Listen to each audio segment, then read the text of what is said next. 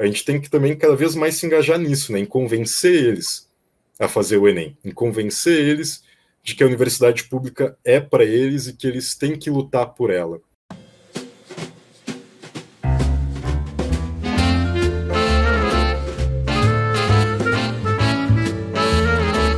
Olá, boa tarde. Estamos começando mais um programa do projeto A História em 60 Minutos, projeto de entrevistas com profissionais de história que atuam na universidade, na escola e em outros espaços importantes para esse campo profissional. Queria destacar também que o projeto A História em 60 Minutos tem um perfil no Instagram.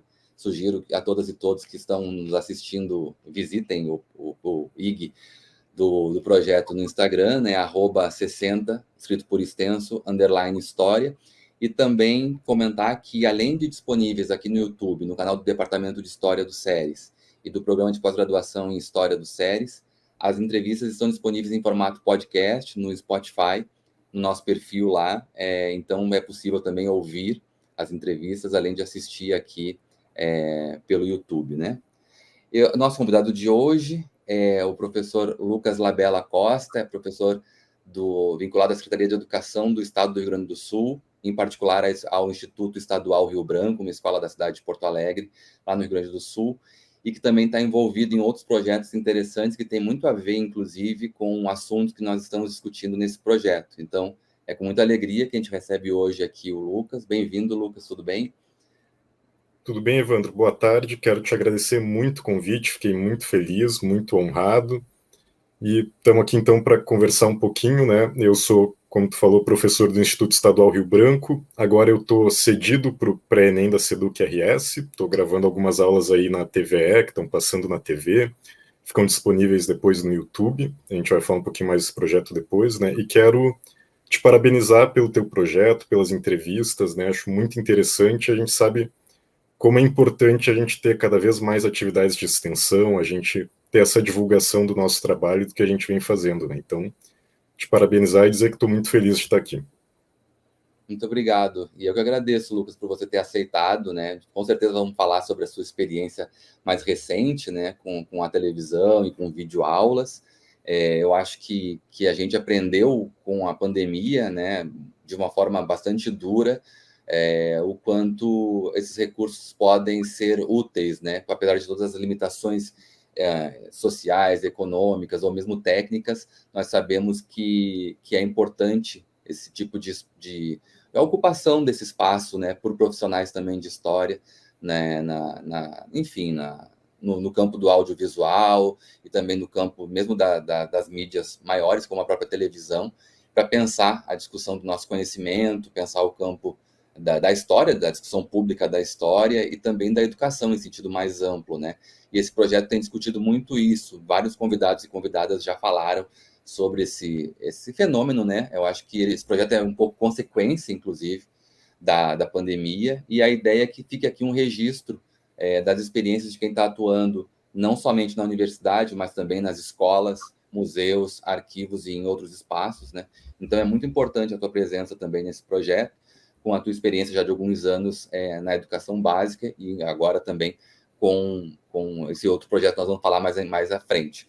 Mas justamente para aproveitar as experiências de cada convidado e convidada, eu queria começar com uma pergunta ampla, mas que estou muito curioso para te ouvir. Na tua perspectiva, na tua experiência, inclusive de trajetória profissional, de formação e de atuação, como é que você entende assim, o que seria a história no século XXI, ou para não ficar tão amplo, em 2022, se a gente fosse pensar assim, em 2022 no Brasil, o que é a história? Então, é uma pergunta muito difícil, né? O que é a história? E tu me fez ela, eu fiquei refletindo, nossa, como eu vou responder? E também fiquei refletindo o que é a história, né? Não querendo só responder, mas tentando entender. E acho que é interessante que a gente se refaz essa pergunta volta e meia e a gente sempre pensa algumas respostas diferentes, né? E a história, por ser uma palavra com tantos sentidos, ela também impõe ainda mais dificuldades nessa resposta, né? Mas a história enquanto um campo de saber, enquanto um campo de conhecimento no século XXI, eu acho que ela segue sendo um campo lacunar, né, subjetivo, segue sendo um saber extremamente indireto, e é um campo que a gente sabe que ele está em disputa, né, essas narrativas históricas, e elas têm, por vezes, elas voltam com muita força, né, alguns discursos, algumas interpretações, e qual que é o papel do conhecimento histórico produzido, né, cientificamente ou produzido academicamente nesse debate público da memória, nesse debate público da história, né?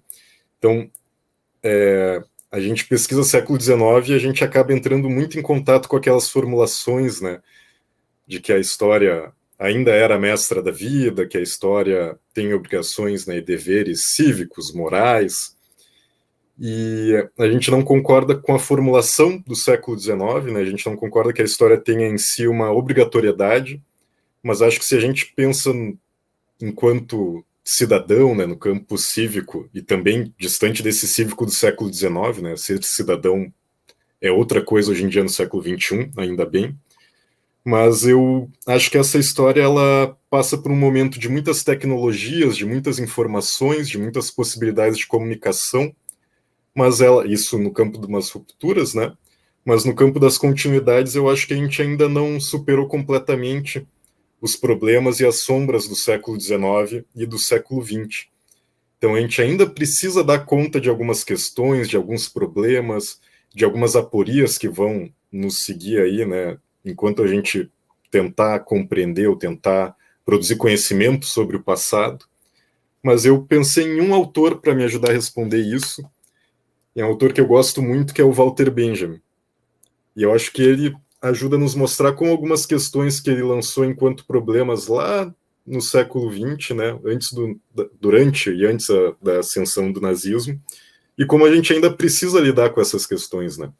Então, são questões que ele põe nas teses sobre o conceito de história, e uma delas, então, ele diz que articular historicamente o passado não significa conhecê-lo como ele de fato foi.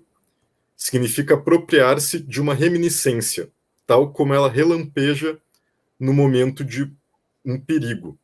Depois, lá no fim, né, essa é a sexta tese dele, lá no fim ele diz: o dom de despertar o passado, no passado, as centelhas da esperança, é privilégio exclusivo do historiador, convencido de que também os mortos não estarão em segurança se o inimigo vencer. E esse inimigo não tem cessado de vencer. E daí eu penso em alguns exemplos do nosso cotidiano, né, da nossa vida pública recente no Brasil, pensar o caso do assassinato da Marielle e pensar o próprio assassinato recente agora do Genivaldo de Jesus Santos, que foi morto pela polícia numa câmara de gás, né, improvisada numa viatura policial, e usar eles enquanto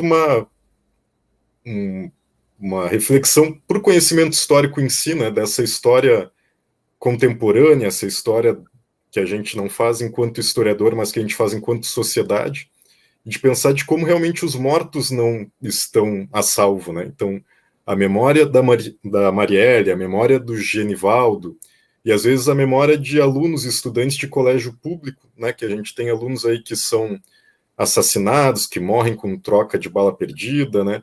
E é o fato desses alunos morrerem para no dia seguinte as pessoas já falarem que se ele morreu, ele estava envolvido com o tráfico. Então, realmente, né, a gente vive um momento em que a história, ela, por vezes, a gente se questiona qual que é o poder, qual que é o papel dela, né? A gente diz que os historiadores não têm tanto poder assim, mas a história, essa memória pública dos acontecimentos compartilhada pela sociedade, ela segue sendo muito importante.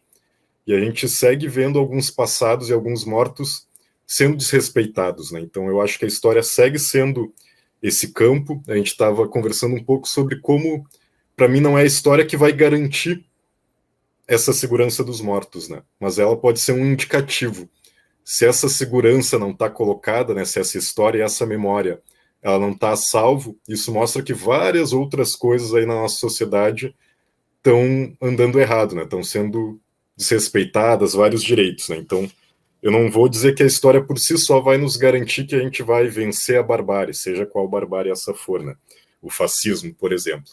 Mas quando a memória dos mortos não está a salvo, é um indicativo, então, que a gente precisa fazer muita coisa aí para que a sociedade volte a funcionar, né? E nisso, acho que o Walter Benjamin está falando uma coisa que agora reverbera muito mais, que ele vai dizer daí na 8ª tese dele, que a tradição dos oprimidos nos ensina que o estado de exceção em que vivemos é, na verdade, a regra geral. Mas ele chama nossa atenção também para o fato que, por mais que esse estado de exceção, então, ele seja o normal para diversas populações, para diversas pessoas, né, e pensar aí que quem mora na periferia, que vidas não brancas no Brasil, elas vivem esse estado de exceção constantemente, né, pessoas indígenas, pessoas negras. Ele também chama nossa atenção para o fato de que a gente precisa seguir se chocando com esses absurdos, né? Então, e ele fala isso quase 100 anos atrás. E a gente segue muito nessas lógicas, né, de que a história também é, para além de um conhecimento sobre o que aconteceu, ela também fala sobre a nossa relação com o tempo. Então, eu acho que a história no século XXI ela ainda faz parte da nossa cosmovisão, da nossa visão de mundo, e ela ainda é uma ferramenta para eu entender que eu integro uma coletividade. Então, o meu lugar, né, no mundo do trabalho, o meu lugar geograficamente no mundo, na cultura, ele também é histórico, né? Então, a história, enquanto um saber, enquanto um conhecimento, no século XXI, eu acho que ela não está em crise em termos de produção de conhecimento, né? A produção acadêmica do conhecimento histórico, ela me parece que ela está bem engajada, está bem politizada, ela se preocupa com questões de gênero, questões raciais, né, questões étnicas, questões que por vezes tiveram realmente pouca representação, né, tiveram pouca produção de conhecimento. Então, acho que nesse sentido a história ela está indo muito bem e ela precisa reforçar essa busca, mas eu acho que em termos do debate público, esse saber que é produzido ele ainda tem pouca infiltração e às vezes ele é pouco legitimado, né, pelo grande público, não tem espaço na grande mídia, mas ele segue sendo importante porque ele fala disso, né, ele fala sobre o que a gente está vivendo hoje em dia, né, mostra também a importância dessa história contemporânea do golpe, essa história contemporânea do que a gente tem vivido nesses últimos 3 anos de pandemia, de um governo extremamente autoritário que desrespeita direitos humanos. Então, por mais que isso não seja imanente da história, a história não precisa dar conta dessas questões em si, eu acho que nós, enquanto cidadãos, pensamos que a história precisa, sim, abordar essas questões, dialogar ainda mais, e eu acho que essa produção de extrema qualidade que tem sido feita nas universidades, ela precisa se voltar cada vez mais para a extensão, né? Então, por isso mesmo a importância do teu projeto e a importância da gente se perguntar, né, como é que o historiador pode se engajar em debates públicos e até em debates na rede social, sem pensar que o historiador tem que virar um influencer profissional, né? Então, de que forma a gente vai poder dialogar com essas novas tecnologias que, ao mesmo tempo, nos parecem tão potentes, mas que fragmentam a história e que também, por vezes, possibilitam as fake news, possibilitam os negacionismos, né? Então, a história ela precisa cada vez mais se voltar para esse debate público e para pensar como essa produção extremamente qualificada de conhecimento pode se integrar nesse debate público e pode também ajudar as pessoas a compreender, né? Qual que é o meu lugar no mundo do trabalho, qual que é o meu lugar no mundo, como tudo isso tem relação comigo, sim, né? Sim, exatamente. Muito bacana o apanhado que você fez assim na sua resposta, né? E partindo do Walter Benjamin, é sempre muito impressionante como o que ele escreveu é atual, né? As nossas experiências recentes remetem demais ao que ele escrevia lá no contexto do Entre Guerras, né? E no século XX, na primeira metade do século XX. E também pensar isso, esse ponto que você falou agora, em algum momento você falou sobre as nossas pesquisas sobre o século XIX, né? Tanto, né, nós fomos orientados pelo professor Temístocles César, trabalhamos com historiografia brasileira, pensamos, né, muito sobre o século XIX e no quanto a gente carrega, a gente que ficou muitos anos da vida ali dedicados ao século XIX, a gente consegue ver o quanto ele está presente, né? Nós temos aqui problemas sérios e a questão é criar só essa descontinuidade, como você disse, né? O que é ser cidadão hoje e essa ideia de que a história não pode abrir mão de ser esse lugar da crítica que se choca e que responde aos horrores, né? A história vai sempre ser esse lugar, assim, parece, né? E eu acho que tanto nas nossas pesquisas sobre o século XIX, quanto com as nossas experiências profissionais em outros, assim, na sala, não na pesquisa, mas na sala de aula, a gente se dá muito conta disso, né, de como esse espaço é importante, por conta de tudo que você, na sua resposta, você já trouxe, né, na noção de um compartilhamento social das experiências, que a gente faz parte de uma coletividade, e assim por diante, né? E apontando para os problemas, né? Que são problemas que tem aí, alguns são recentes, outros têm 200 anos, eles seguem como problemas, né? E essa responsabilidade, então, com os mortos, né? Essa responsabilidade com o que veio antes. Tudo muito importante, eu acho, que o que você traz na sua resposta. E nesse sentido, né, pensando um pouquinho só desse deslocamento, como você disse, a produção de história no nível da pesquisa é de muita qualidade, é muito amplo também, né, em termos quantitativos é muito volumoso, em termos qualitativos também é muito bom. Né? Então, é muita produção, e produção de qualidade, e produção comprometida com os problemas contemporâneos, que é um ponto importante a ser destacado, como você mesmo disse, que não é uma regra em todos os contextos, mas para o nosso tempo é uma marca, e isso é importante, né?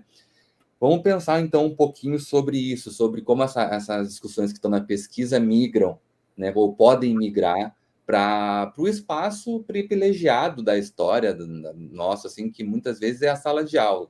Hoje em dia, não apenas a sala de aula convencional, assim, a sala de aula física de uma escola ou de uma universidade ou de qualquer outro espaço educacional, mas da sala de aula, como a ideia de uma aula, né? Onde algo é discutido, onde se ensina e se aprende. Qual é a importância, na tua opinião, pela tua experiência, qual é a importância do ensino de história, né? E também considerando a formação que nós tivemos lá na Universidade Federal do Rio Grande do Sul, no nosso caso aqui em particular, e os currículos que você encontra, né? Tentando articular um pouco aquele currículo que nos formou, aquilo que chega na sala de aula e como chega nos currículos escolares, quando isso é convertido para um processo de instrução pública, assim. Queria te ouvir um pouquinho nesse sentido também. Vou começar pela segunda questão dos currículos, que eu acho ela muito interessante, e eu até fui pesquisar um pouquinho. Eu me formei na URGS 10 anos atrás, me formei em 2012. O tempo passa rápido, né? Não parece.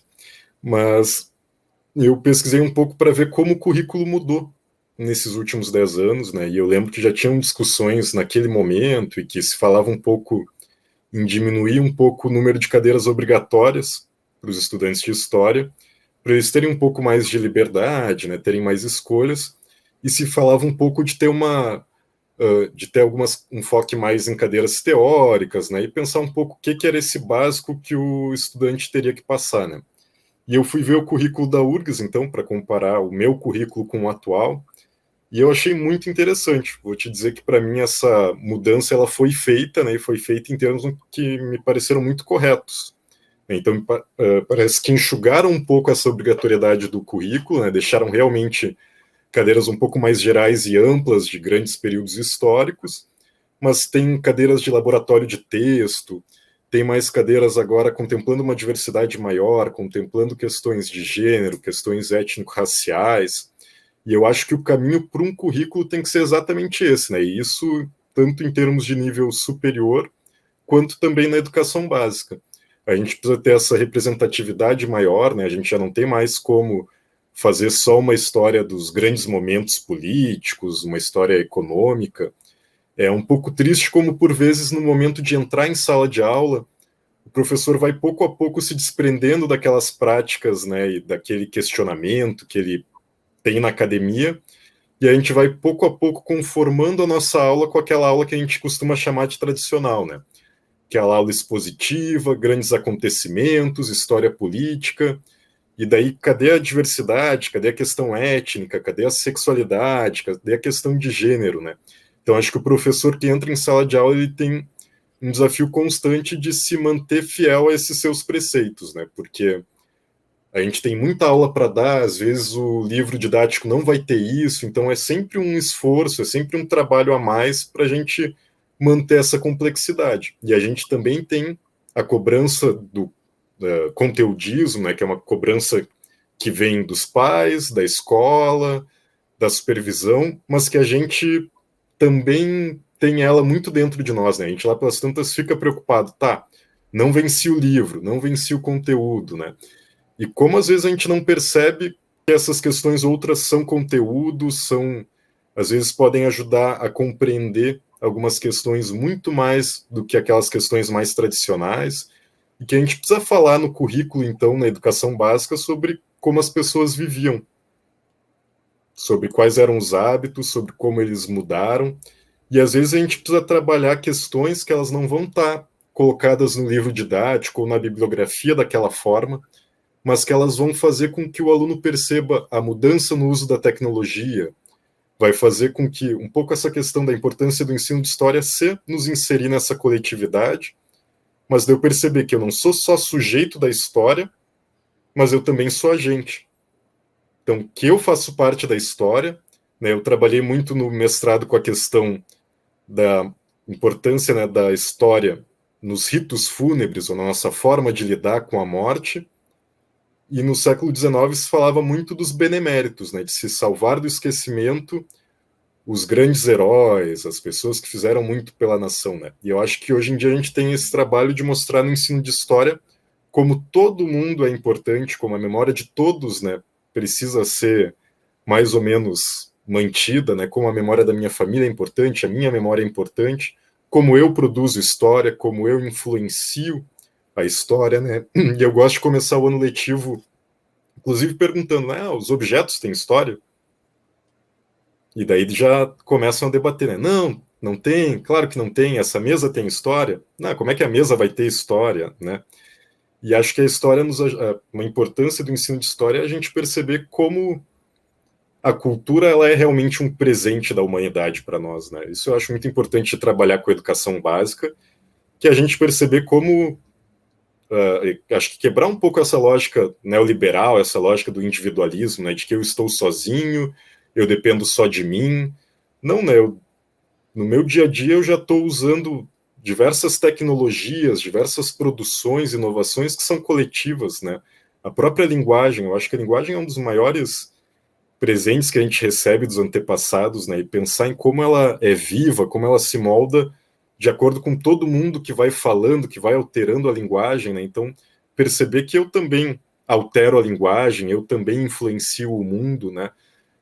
Como é importante para a gente, como é importante para os estudantes enquanto pessoas, né? Se verem enquanto atores. E acho que a história ela deve agir aí e deve mostrar um pouco isso também, né? Como eu sou herdeiro dessa cultura, como essa cultura está presente no meu dia a dia e ela é extremamente importante para mim.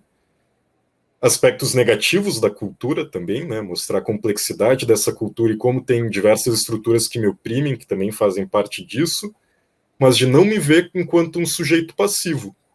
Então, todas as questões que a gente debate na história, né? Que a gente, na produção do conhecimento histórico, a gente quer tratar os atores que a gente estuda enquanto sujeito, eu acho que a gente também tem que ter essa complexidade e esse respeito com o meu estudante. E a história ela também vai ser importante que no meu fazer, no momento de ensinar, no momento de fazer atividades, né, isso também esteja presente.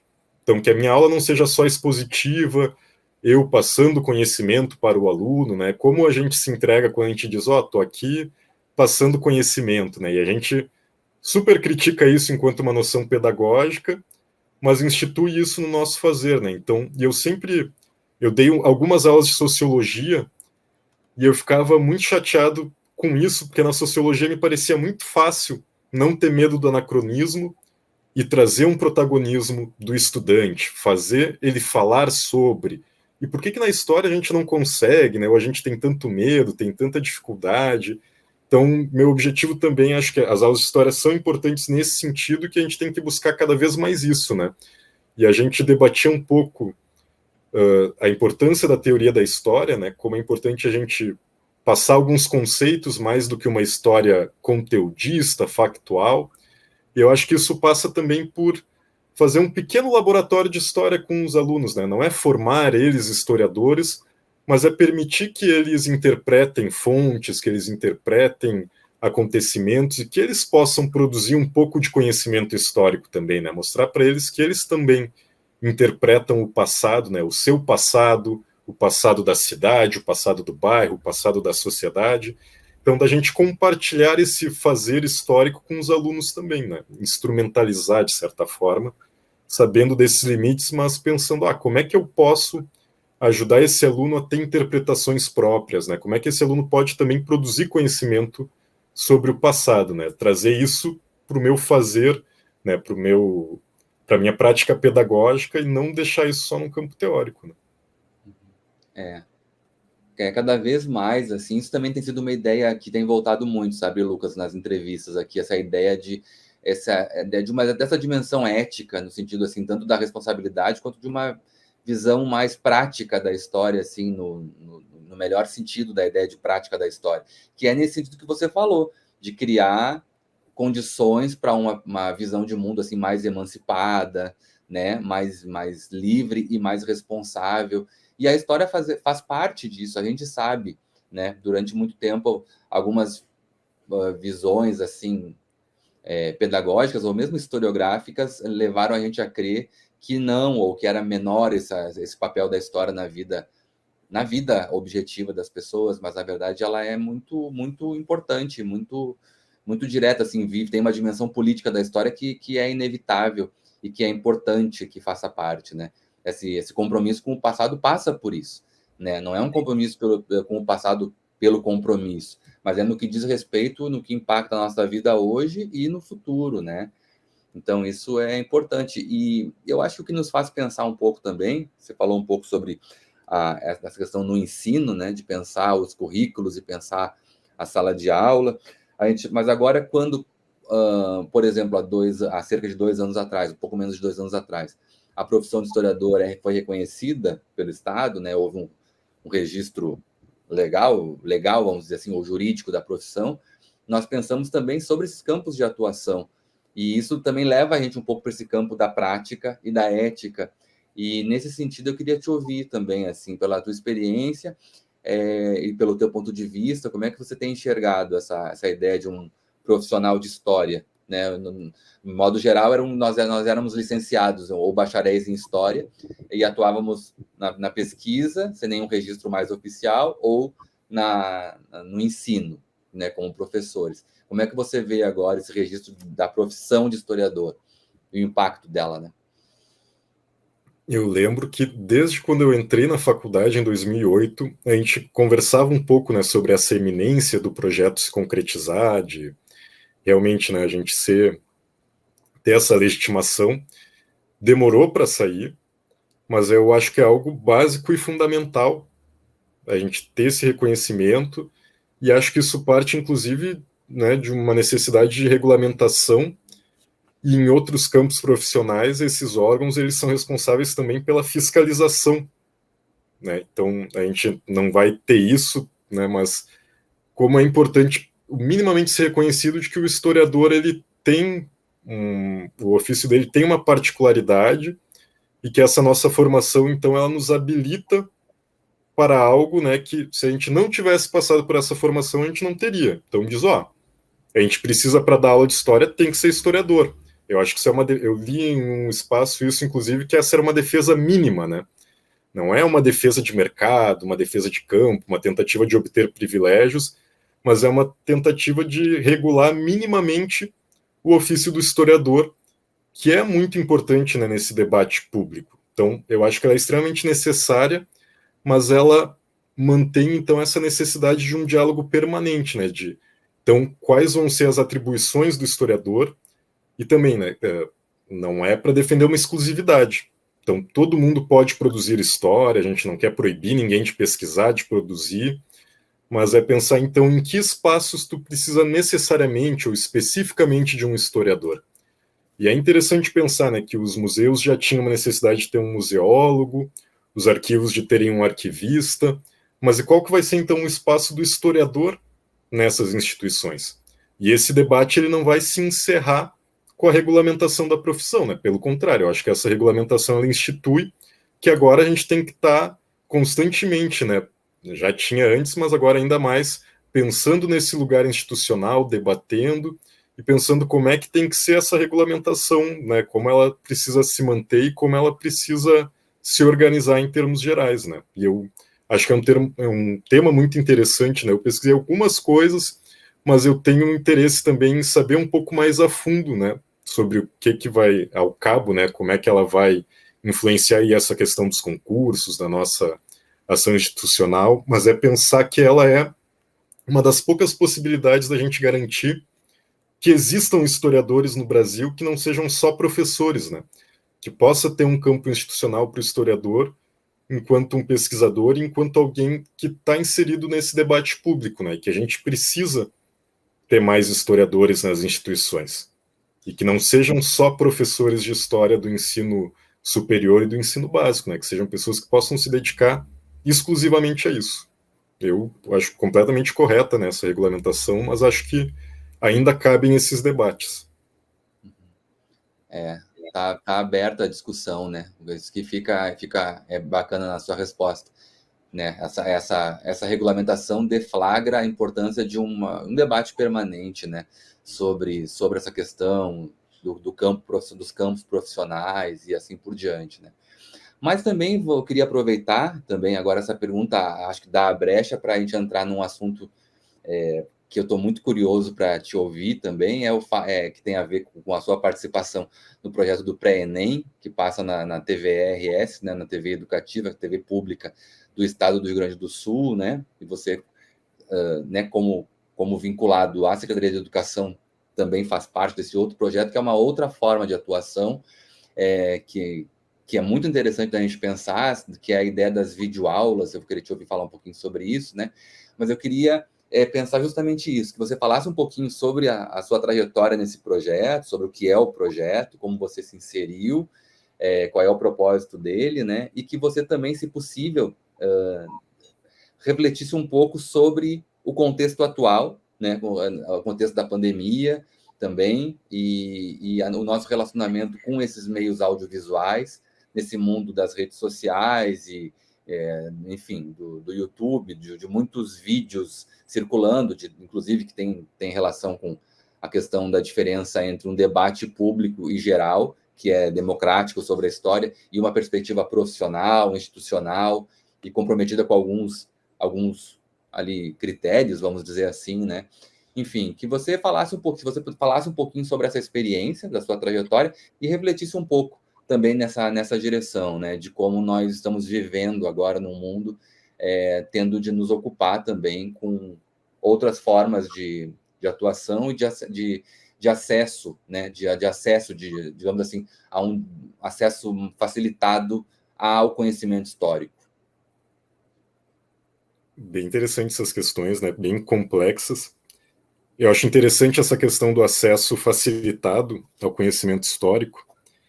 Eu sempre muito nerd, né, gostava de fuçar a internet desde, né, piá, e eu acho impressionante, e eu já percebi antes da pandemia, durante me reforçou essa impressão sobre como o conteúdo disponível na internet, eu não sei se ele tem piorado extremamente qualidade ou se o Google ali só nos oferece as piores possibilidades. Mas eu acho que antes a pesquisa, né, de artigos, de conteúdo, de artigo. Eu quero, né, achar aqui um resumão de absolutismo.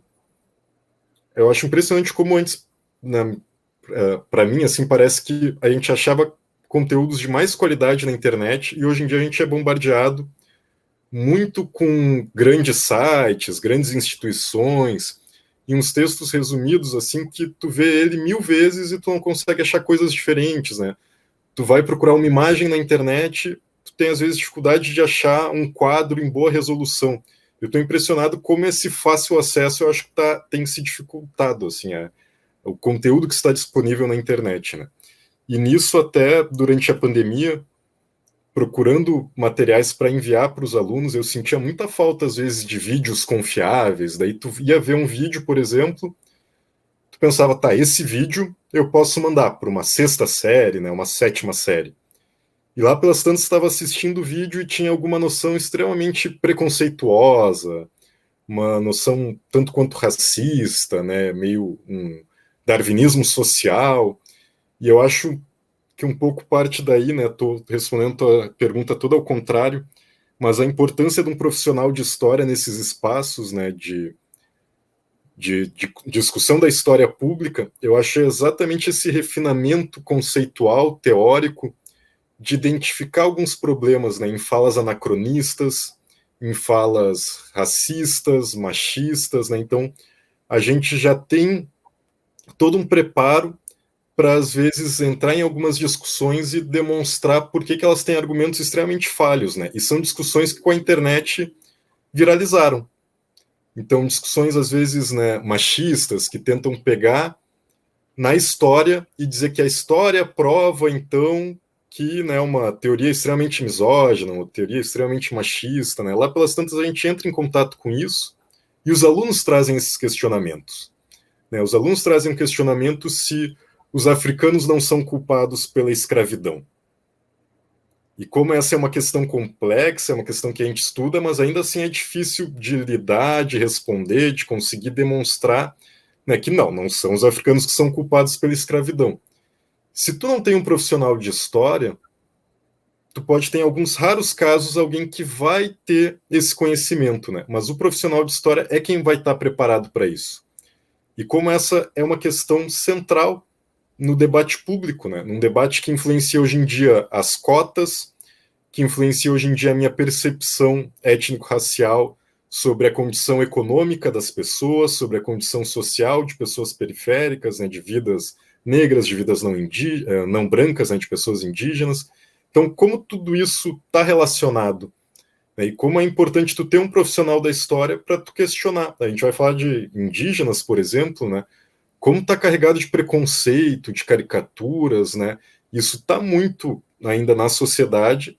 E daí tu imagina, acho que um preparatório para o vestibular, um preparatório para o Enem, a gente sabe que nos cursinhos se tem muito, né? Tem muitos professores que são de saber notório, que não são formados, e se tem muito essa necessidade de tu atrair os alunos, de tu ter um discurso que seja interessante. E como muita gente cai na piada, como muita gente cai nessas questões, né, daquilo que é socialmente visto, né, como a verdade sobre esses povos, sobre esse passado, o senso comum. Então, como é muito perigoso que se tu não tiver um profissional da história, ele vai cair nesse senso comum. E até profissionais da história às vezes acabam caindo, né? Profissionais que não se atualizam, que não se preocupam com questões de gênero, com questões raciais. Então, acho que o mínimo é que o profissional de história ele tem essa obrigação, e se ele não tratar dessas questões, a gente pode, enquanto grupo, cobrar ele, né? E acho que como isso fica muito mais fragilizado se não for um profissional. E agora, indo para a questão do pré-ENEM, então, eu fui convidado agora em março desse ano para participar de um preparatório, né, para o Enem, um curso preparatório para o Enem, da SEDUC, da Secretaria de Educação do Rio Grande do Sul. Esse preparatório, ele é voltado para estudantes da rede estadual, para estudantes do ensino médio, mas é muito interessante que ele passa na TVE, na TV Pública do Rio Grande do Sul, ele fica disponível depois no YouTube, então qualquer um que queira prestar o Enem pode ver essas aulas, pode usar elas para se preparar, né? E pode ser um estudante, então, de outro estado, de outra rede, ou alguém que já saiu do colégio há muito tempo, mas quer se preparar para o Enem. E ele surge em 2020, no início da pandemia, exatamente para tentar disponibilizar para os alunos da rede estadual aulas, né, para compensar a falta das aulas presenciais e um pouco essa precariedade das aulas remotas, né? Na rede estadual, muita gente não conseguia acompanhar as aulas remotas ou não tinha um acesso, não tinha condições boas para acessar as videoaulas, né? Como professor, é muito importante a gente refletir isso. Como é que eu vou cobrar um aluno, por exemplo, que faz atividades dissertativas de história num celular? Como é que ele vai escrever um textão? Como é que ele vai ler um textão? Como é que ele vai ver um vídeo ali com qualidade? Como é que ele vai produzir uma boa atividade, né? Não tem condições. E é interessante que o pré-ENEM tenta, né, como ele é transmitido na TV, ele tenta alcançar mais alunos nesse sentido, né? E ele também acho que tenta ajudar um pouco nessa questão que os nossos alunos eles têm menos condições para se preparar para essa prova, né? Eles geralmente não têm condições de pagar um cursinho, eles têm menos recursos disponíveis no próprio colégio, e a gente sabe que a pandemia ela aumentou essas diferenças exponencialmente, né? Hoje em dia tem colégios que têm um notebook para cada um dos alunos, né? Que tem plantão online. Então a diferença do ensino privado para o ensino público aumentou muito com a pandemia. Então acho muito importante esse preparatório para o Enem, para a gente disponibilizar para esses alunos da rede pública um cursinho, né? Ele não é bem um cursinho, mas são aulas que vão ajudar a preparar para o Enem.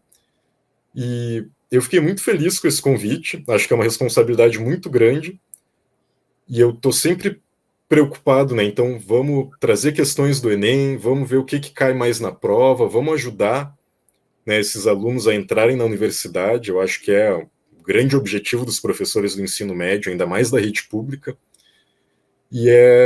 Mas é muito complicado que a gente está nadando contra uma maré aí, né? Que essa precarização, então, tem a precarização do ensino, a precarização do aluno, a precarização que os pais desse aluno passam, né? Essa precarização trabalhista que afeta eles, que afeta os professores.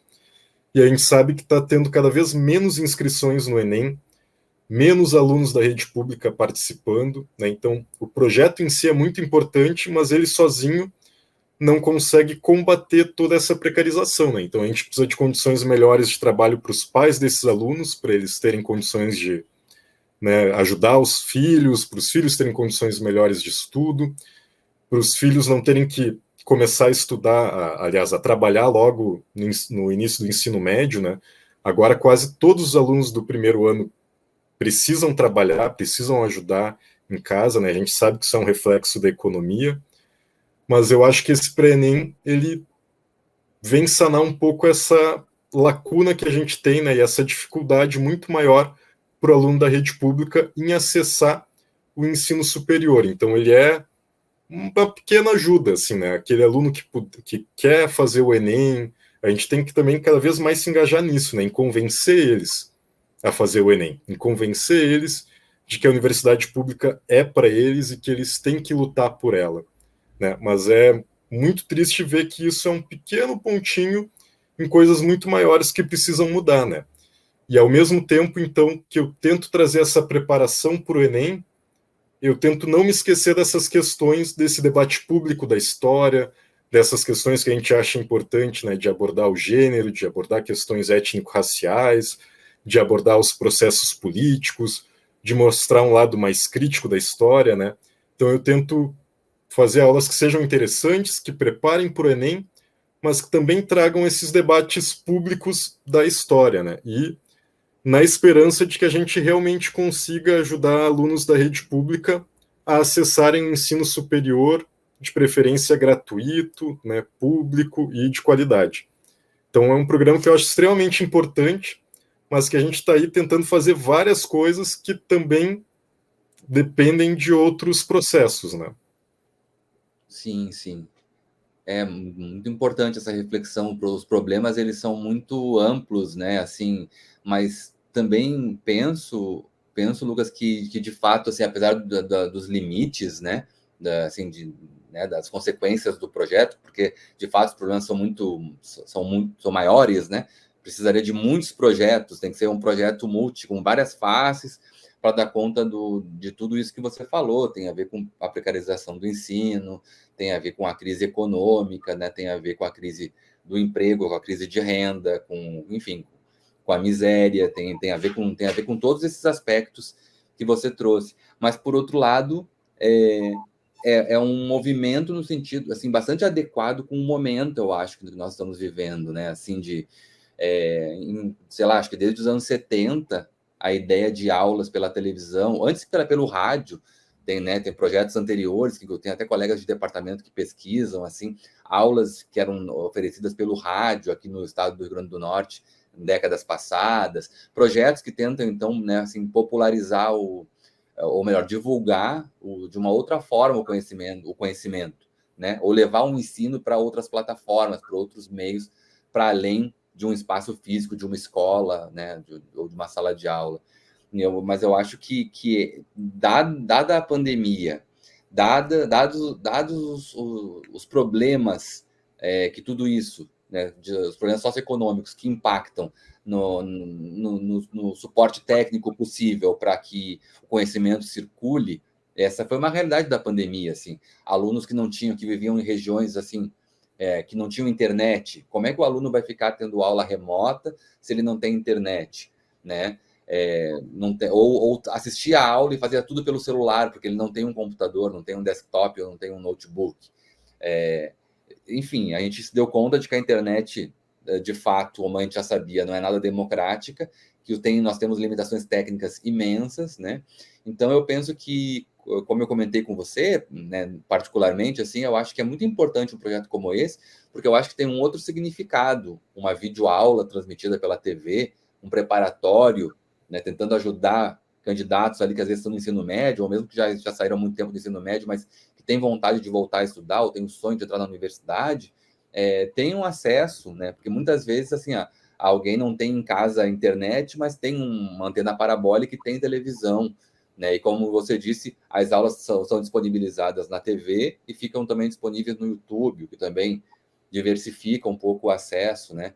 Eu acho isso tudo muito importante. Eu queria te ouvir um pouquinho mais, se você puder falar, assim, sobre essa experiência, o quando ela te impactou, assim, de sair de uma sala de aula convencional e ir para um estúdio na televisão, gravar, não dar uma aula, digamos assim, ao vivo, como a gente está acostumado, mas gravar uma aula, pensar uma aula para ser gravada. Queria que você falasse um pouco também da experiência prática, assim, porque isso é importante, acho que como experiência para a gente discutir na história, o nosso relacionamento com esses outros espaços, até com outro veículo, no seu caso, com outro veículo, que é esse veículo de comunicação que apesar da internet, é muito importante no Brasil. A televisão tem muita força ainda, embora a gente hoje diminua a importância por conta do que circula na internet, tudo acontece na internet, tudo acontece nas redes sociais, né? As pessoas assistem muito menos televisão, mas de qualquer forma, a televisão ela tem uma abrangência e uma capilaridade, inclusive em termos geracionais, que a internet muitas vezes não tem, né? Então eu queria te ouvir um pouquinho mesmo assim da tua sensação de estar num projeto, assim, os desafios de estar num projeto como esse. E eu concordo com o que tu pontuou, e realmente, né, acho que preciso reconhecer até como foi importante essa iniciativa da SEDUC, de disponibilizar esse pré-ENEM, né, ali, a partir de 2020, como é uma iniciativa bem importante, né, é uma iniciativa que agora alguns outros estados também estão produzindo aulas de pré-ENEM. É muito interessante, também preciso elogiar muito o pessoal da TVE, os funcionários, todo mundo assim nos trata muito bem, eles têm uma preocupação muito grande, valorizam o projeto. Então, como é legal a gente ver algumas dessas iniciativas, né, como é necessário que tenham mais iniciativas, mas realmente preciso valorizar essa, extremamente importante, acho que a SEDUC acertou em cheio aí. E essa questão de trazer essas aulas na TV traz uma responsabilidade muito grande.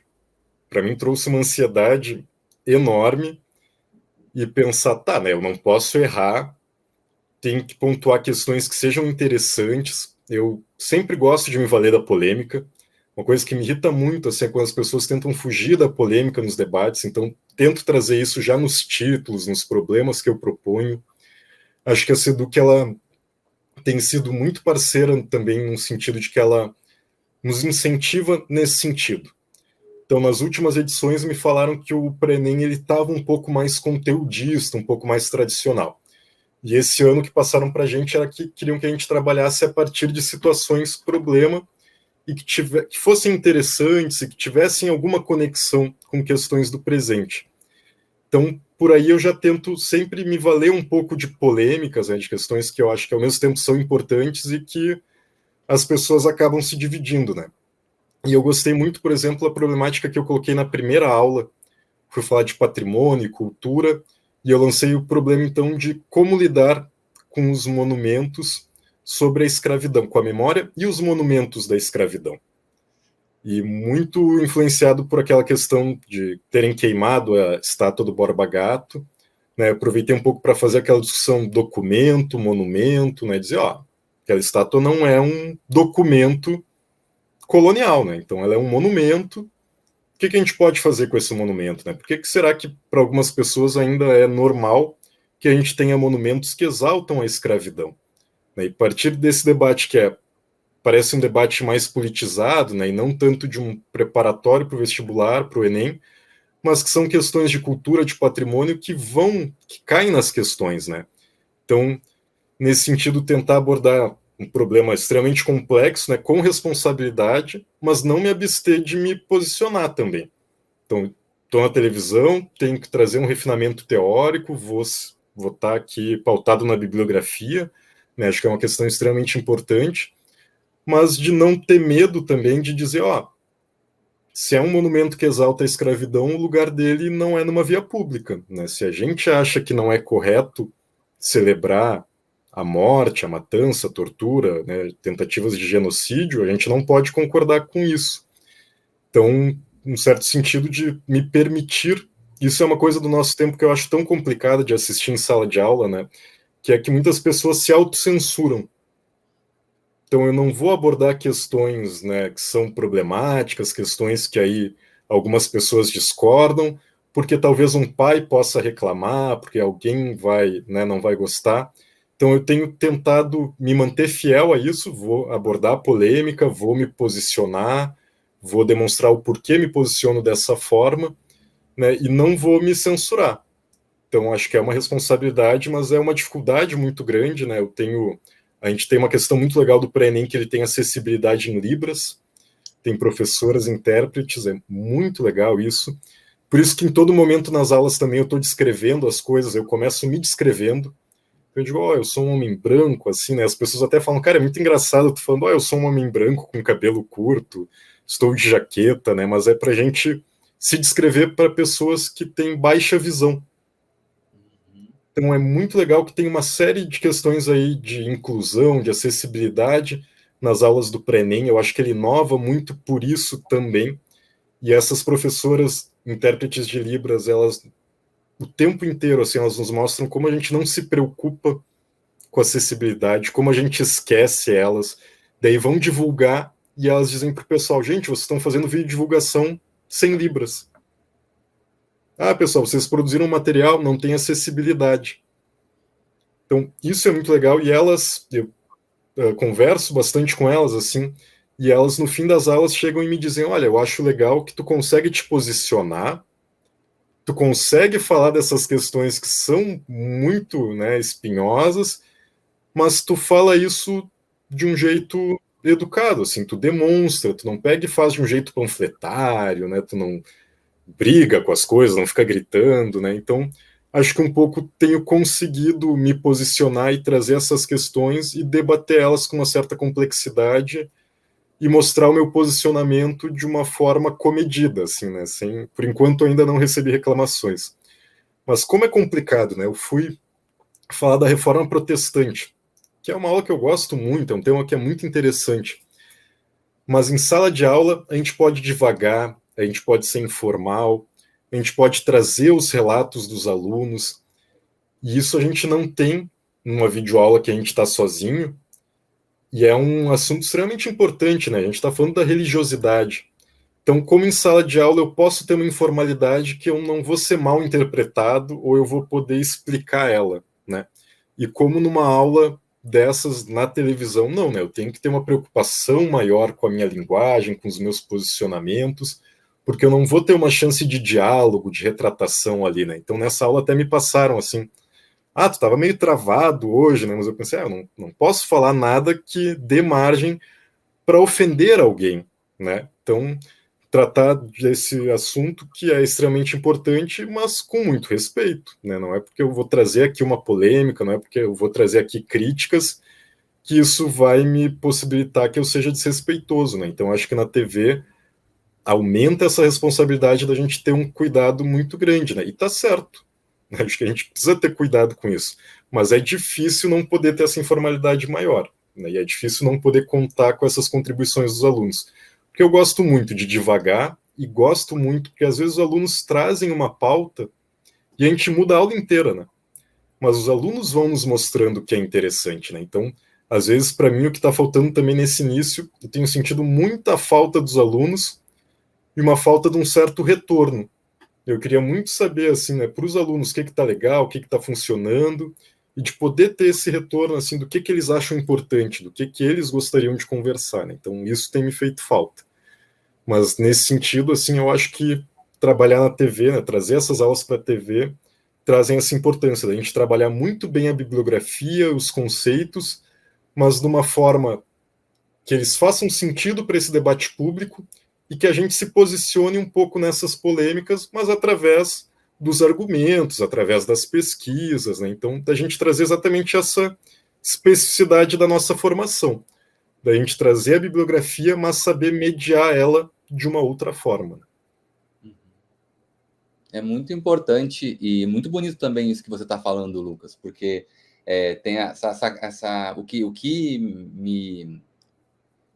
o que me ocorreu, assim, eu fiquei pensando enquanto você falava, é justamente que estar ocupando outros espaços que não somente a sala de aula, faz com que a gente atinja outros níveis de responsabilidade, como você disse, assim, um compromisso com públicos mais amplos, né, com o debate colocado de uma forma mais geral, né? Eu acho que isso é bem importante. Assim, cada espaço ocupado por um profissional ou uma profissional de história vai exigir, né? Se você gravar um vídeo para a internet, você gravar uma videoaula que vai ser transmitida pela televisão, você participar de um programa de rádio, você escrever para uma revista que não seja uma revista especializada, uma revista científica ou acadêmica, tudo isso diversifica e a gente se dá conta de como é que a história se manifesta e pode se manifestar no espaço público, quais são os nossos limites e as nossas possibilidades. Eu acho que, né, já que nós estamos debatendo aqui assim, ensino de história e atuação profissional de história, esse trânsito, né, por espaços diferentes vão levantando questões. E, por outro lado, também que achei muito bonito você dizer assim, a aula é gravada e você está ali, entre aspas, sozinho. Você não tem uma turma na frente, não tem estudantes ali com quem você vai. Não tem o princípio da aula, que é o mais bacana da aula, que é o diálogo, que é a troca. A gente fica muito sozinho, eu imagino. Nunca gravei uma aula assim, mas eu imagino que você deva se sentir muito só. E você também colocou, é angustiante não ter o retorno imediato, porque na aula a gente tem.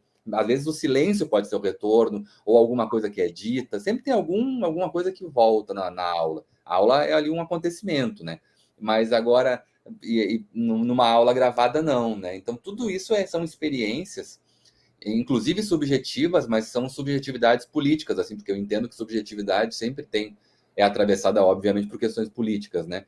E tudo isso é importante a gente pensar sobre isso, né? Então, eu acho que quando eu vi o projeto, a sua participação nesse projeto tão interessante da Secretaria de Educação e da TVE, né? Era nesse sentido também que me interessava conhecer e ouvir. Foi muito legal o que você trouxe, gostei muito desse tipo de reflexão, porque abre brechas para a gente pensar, né? Quantas ideias, enquanto você falava, assim, iam me ocorrendo para a gente repensar os lugares da história, né? Uma coisa que a gente sempre está falando, mas assim, a sociedade se transforma, fenômenos assustadores como a pandemia, por exemplo, entre outros, acontecem, e a gente pode tentar pensar em saídas melhores, porque tem os problemas, como a gente colocou no início da nossa conversa, né? Tem os problemas históricos que levam a gente lá para as nossas pesquisas sobre o século XIX, né? E tem problemas que estão colocados agora, são imediatos e não só problemas, soluções que eventualmente podem ser repensadas agora, né? Mas, bom, Lucas, o nosso tempo está acabando, mas eu não queria deixar de fazer uma última pergunta, que essa pergunta também tem a ver com subjetividade, tem a ver com política, tem a ver com história, mas eu gosto sempre de fazer, de encerrar com as entrevistas com ela nesse projeto, né, que eu estou tocando junto com a ajuda de estudantes aqui do curso de História do SERES e de muitos colegas que estão também gentilmente aceitando participar das entrevistas, né? Eu queria te perguntar sobre, passado tudo isso, essa nossa conversa toda, a tua experiência como professor, como pesquisador, como é que você acha, por hipótese, de novo aqui a gente fica um pouco sozinho porque não tem ali uma pesquisa empírica para dar uma resposta para isso, mas no teu ponto de vista, como é que a história hoje afeta a vida das pessoas, como é que a história participa na vida das pessoas, como é que você vê isso, por onde você transita nesses espaços que você tem circulado, e também, no sentido mais íntimo, como é que você acha que a história é importante, né? Ela fundamenta, ela participa da tua vida em particular. Também é uma questão muito complexa, questão que chega a dar medo de responder, mas importantíssima, e acho que é muito essa questão, né? A história está na vida das pessoas, para mim, assim, né? A percepção cronológica do tempo, né? A percepção da minha vida como uma narrativa, o envelhecimento, o crescimento, né? Tudo isso, para mim, também tem relação com concepções históricas. A história também é a minha cosmovisão, né? A minha concepção de mundo. Então a gente sabe que as pessoas são influenciadas, elas agem às vezes de acordo com a sua concepção de tempo, de história, né? Isso leva a gente às vezes a se preocupar ou não com a morte, com minhas atitudes, né? Minha moralidade vai influenciar a minha vida. Então a história tem relação com isso, né? Sim, ainda tem, sempre vai ter, né? E acho que o conhecimento histórico ele precisa sempre se preocupar com essas questões também, como isso influencia na cosmovisão, na visão de mundo, né? Como eu me insiro nessa coletividade. Eu acho que hoje em dia também a história ela pode ser uma forma de combater um certo fatalismo, que nada muda, né? Que tudo sempre foi igual. Até quando a gente vê a questão das fake news, né? Ah, não, sempre teve fake news, sempre teve negacionismo, sempre teve violência contra minorias, né? A gente desconstruir essas lógicas, né? A história ela pode ser muito importante para desnaturalizar, para mostrar a possibilidade de outros mundos, né? Outras realidades. Até aquela questão do que é a história no século XXI. Eu falei um pouco da história como conhecimento, né? Mas a história enquanto processo, eventos, acontecimentos. Eu acho que a história no século XXI ela é uma grande tragédia, né? Ela nos parece uma grande tragédia. E como isso reflete na nossa produção do conhecimento também, né? Que a gente está contando a história de uma tragédia anunciada, né? Ou de várias tragédias que nos trouxeram até aqui que a gente não tem conseguido interromper essa sucessão de tragédias, né? Ainda reverberando um pouco o Walter Benjamin. E pensar então que na minha vida a história é a busca pelo sentido. O Leminski tem um prefácio que eu gosto muito que ele fala, né? Que é a busca pelo sentido. E o sentido só existe na busca. E isso me lembra muito o historiador, né? Que esse conhecimento, aquele problema que a gente coloca para o passado, ele só existe no momento que eu lanço ele. Né? O passado está ali, morto, guardado, né? Passado, e eu vou lá e eu tento me conectar, tento trazer ele através de uma pergunta. Né? Então, a história, eu acho que ela está muito na minha vida como uma busca pelo sentido. Quando eu escolhi fazer história, eu buscava um pouco, né, qual que era o sentido do mundo, o sentido da cultura, né? Eu não entendia muita coisa, e vou dizer que a história me ajudou a entender a economia, a cultura, e me ajudou a entender o cotidiano, né? Coisas que eu não entendia de representações, de hábitos, que me ajudou. Então, eu acho que a história ela é uma ferramenta muito importante para a gente se situar. Eu acho que a história ela pode me situar na vida, no mundo, pode ser um lugar de repensar.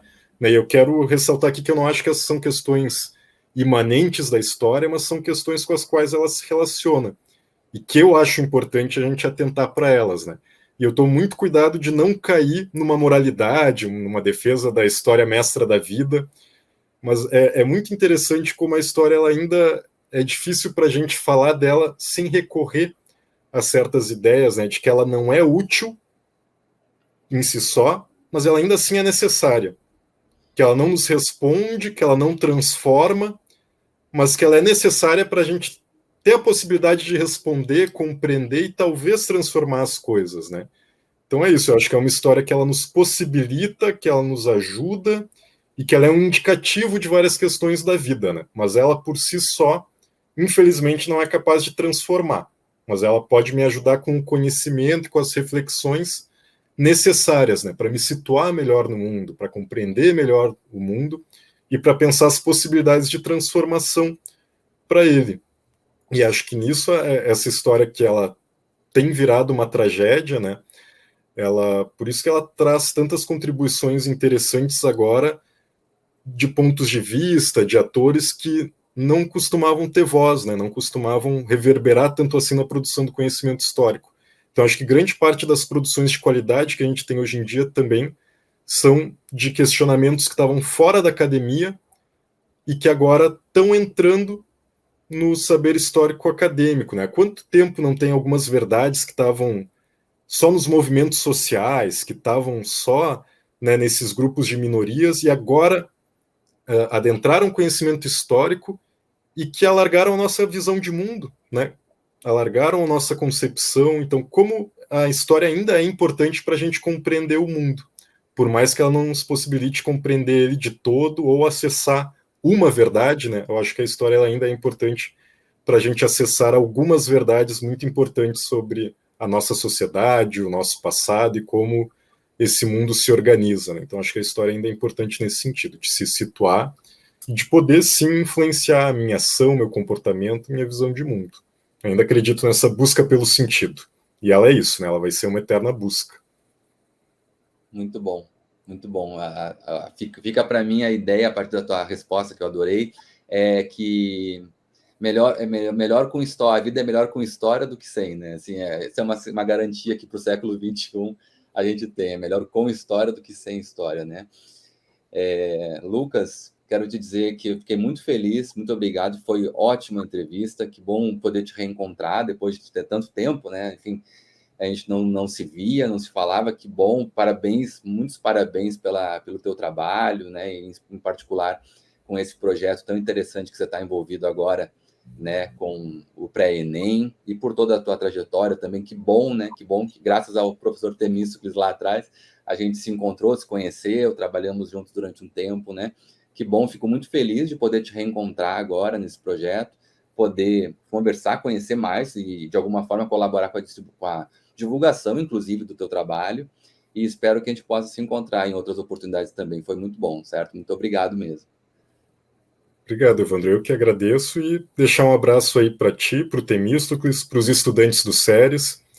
Também divulgar, né, agradecer muito o espaço e a divulgação do projeto, né? Gostei muito do teu projeto também. E é isso. Muito feliz mesmo. Obrigado. Um grande abraço para ti. Outro abraço, muito obrigado mesmo. E, bom, a gente na semana que vem volta com mais uma entrevista do projeto.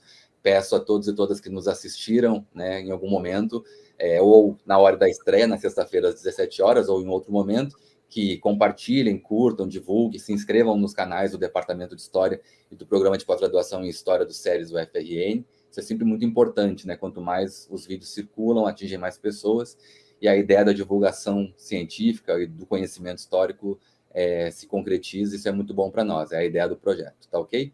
Muito obrigado, então, e boa tarde e até a próxima.